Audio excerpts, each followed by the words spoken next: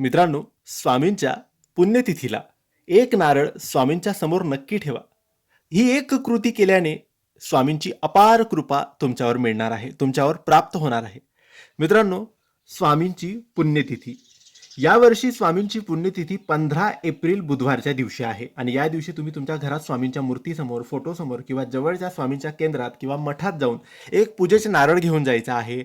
स्वामींसमोर नमस्कार करायचा, मुजरा करायचा, आपल्या दोन्ही हातात ते नारळ घ्यायचं, स्वामींसमोर बसायचं आणि तुमच्या मनात जीही इच्छा आहे ती बोलायची, जेही तुम्हाला हवं आहे ते बोलायचं आणि स्वामींना प्रार्थना करायची की मी आजपासून तुमची नित्यनेमाने सेवा करेन, चांगले कर्म करेन, तुमच्या मार्गदर्शनावर चालेल, तुमच्या नियमानुसार चालेल, कधीच कोणाला दुखवणार नाही, कधीच कोणते पाप करणार नाही आणि नेहमी तुमचे नामजप माझ्या मुखात राहू देईल.